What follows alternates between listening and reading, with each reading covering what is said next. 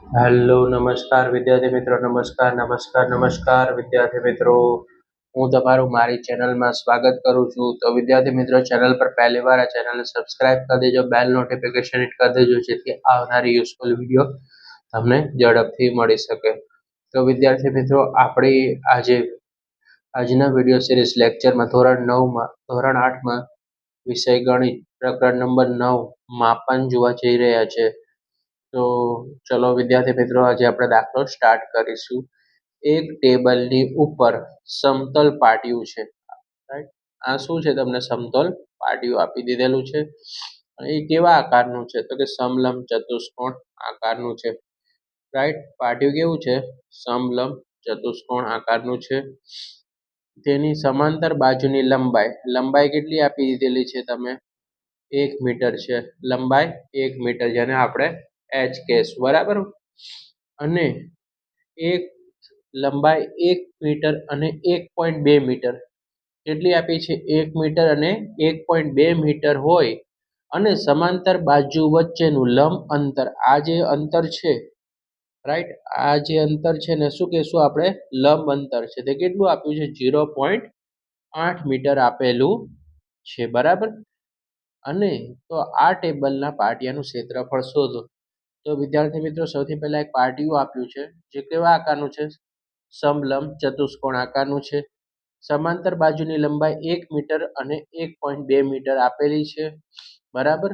અને તેની વચ્ચેનું લંબ અંતર કેટલું છે? આ જે છે લંબ કહેવાય. અને શું કહેવાય? લંબ કહેવાય, જે 0.8 મીટર આપ્યું છે. તો આપણે શું શોધવાનું છે? તો સમલંબ ચતુષ્કોણનું ક્ષેત્રફળ શોધવાનું છે. ચલો હવે આપણે શોધીશું. તો કે સમલંબ ચતુષ્કોણનું ક્ષેત્રફળ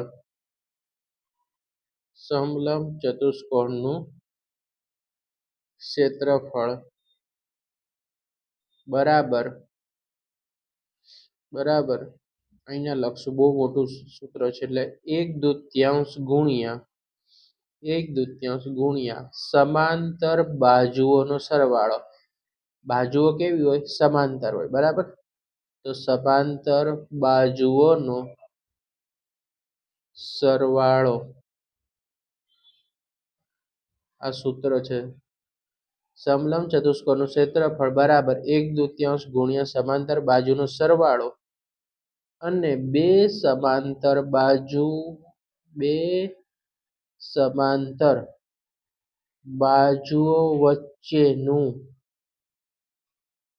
વચ્ચેનું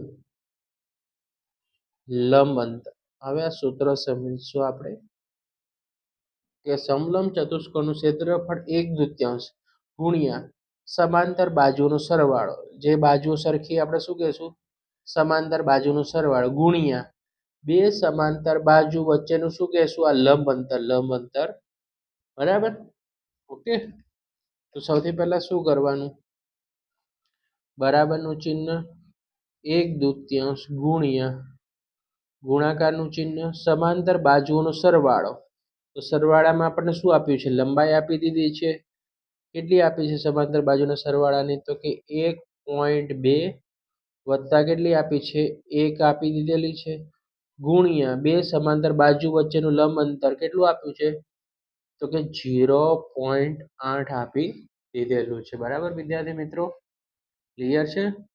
સમાંતર બાજુનો સરવાળો કેટલો છે? તો કે 1.2 અને 1 મીટર, રાઈટ? આપણે એને શું કર્યું? પ્લસ કરવાનું, કારણ કે સરવાળો છે, સૂત્રમાં કીધું છે, ગુણ્યા બે સમાંતર બાજુ વચ્ચેનું લંબ અંતર 0.8 મીટર છે. હવે જુઓ, 1.2 ના 1.2 એવા ને એવા લખશું, ગુણ્યા 1.2 માં 1 નાખીએ તો કેટલા થઈ જાય વિદ્યાર્થી મિત્રો? કે હવે 1.2 છે, એમાં 1 નાખો તો તમને મળી જાય 2.2 ગુણ્યા 0.8, રાઈટ? 0.8. હવે શું કરવાનું? 1/2. હવે 2.2 આપણે આ પોઈન્ટ કાઢી નાખવો છે, તો પોઈન્ટ પછી એક સંખ્યા હોય તો 10 મૂકવાના. 22/10, બરાબર? પોઈન્ટ કાઢવો હોય તો 22/10. હવે અહીંયાથી આપણે પોઈન્ટ કાઢવો, તો પોઈન્ટ પછી એક સંખ્યા હોય તો શું કરવાનું? 8/, કેટલા લખશું આપણે? 10 લખી કાઢશું. હવે શું કરશું તો કે અહીંયા છેદ ઉઠશે. 11 દુ કેટલા થઈ જશે વિદ્યાર્થી મિત્રો? 22, રાઈટ? એટલે બબ્બે ઉડી ગયા. 11 અઠ્ઠા કેટલા થઈ જશે તો કે 11 ગુણ્યા 8, 11 ગુણ્યા 8 તો 88, છેદમાં 10 ગુણ્યા 10 એટલે કેટલા થઈ જાય? 100. તો 88 ભાગ્યા કેટલા થશે વિદ્યાર્થી મિત્રો? 100 થશે. હવે તમને ખબર હોય કે 88 ભાગ્યા 100 હોય તો આપણે શું કરવાનું તો કે સૌથી પહેલા આપણે શું લખી નાખશું કે 88 ભાગ્યા 100, રાઈટ? તમને ભાગાકાર કરીને દેખાડું અને તે સમજાવી પણ દઉં કે આ જો આવી રીતનું હોય કે 8.5 હોય તો આપણે શું કરીએ કે 85 ના છેદમાં 10 હોય તો આપણે શું કરાય? 8.5 લખી કાઢીએ.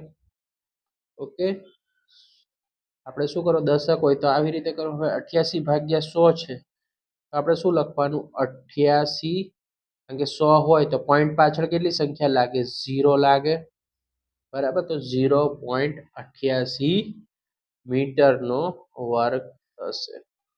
ઓકે, 85 ભાગ્યા 10 હોય તો 8.5 આવે, રાઈટ? હવે જો 88 ભાગ્યા 100 છે તો 88 લખવાના અને પોઈન્ટની પાછળ કેટલી સંખ્યા હોવી જોઈએ? 2 સંખ્યા હોવી જોઈએ, બરાબર? એક સંખ્યા હોય તો 10 કપાય, 2 હોય તો 100 કપાય દશાંશ પછી, બરાબર?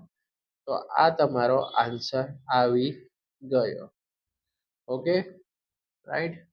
કોઈને ના આવડતો હોય તો ભાગાકાર કરીને પણ શીખવાડું આપણે કે 88 ભાગ્યા 100 તો 88 અંદર 100 આપણે બહાર શું કરવાનું? ભાગ ના ચાલે એટલે 0 લગાવી દેવાનું, બરાબર? એટલે આ 0 શું થશે? આપણે ભાગ ના ચાલ્યો એટલે અહીંયા પણ 0 લાગશે. ઓકે, હવે 10 100 ના ઘડિયામાં 880 આવે તો 100 અઠ્ઠા કેટલા થઈ જશે? 800, બરાબર? તો કેટલા વધે વિદ્યાર્થી મિત્રો? 8 વધ્યા. ઓકે, 88 માંથી 80 જાય તો 8, અહીંયા લગાવી દો 0, બરાબર? પાછા 80 થયા, રાઈટ? પાછા શું કરશું આપણે? પાછો ભાગ નહીં ચાલે એટલે પાછા અહીંયાથી શું લેશું આપણે? 0 લગાવશું. પાછા આપણે શું લગાવી દેવાના? 8 લગાવશું. 100 ગુણ્યા 8 એટલે 800, 800 માંથી 800 જશે તો કેટલા આવશે? 0.88, બરાબર? ભાગાકાર કરીને પણ તમે લાવી શકો છો, બરાબર? 100 ને બહાર મૂકવાના અને જે 88 છે એને આપણે અંદર મૂકવાના, રાઈટ? આ રીતે પણ તમે કરી શકો છો. ખબર પડી ગઈ? જો વિડીયો પસંદ આવે તો વિડીયોને લાઈક કરી દેજો, ચેનલને સબસ્ક્રાઈબ કરવાનું ભૂલતા નહીં અને બેલ નોટિફિકેશન દબાવજો જેથી અમારા દ્વારા જે પણ વિડીયો અપલોડ કરવામાં આવે તમને જલ્દીથી અને ઝડપથી મળી શકે. અને એક વિડીયોને સારો એવો કમેન્ટ કરી દેજો જેથી અમને પણ પ્રેરણા મળે આવા યુઝફુલ વિડીયો બનાવવા માટે, રાઈટ? ઓકે, તો આ હતું આજનું આપણું ચેપ્ટર નંબર 9 માપનમાં સ્વાધ્યાય 9.1 નો દાખલા નંબર 1 હતો. હવે આપણે નેક્સ્ટ લેક્ચરમાં આપણે પછીના દાખલા જોશું. Okay, thanks for watching.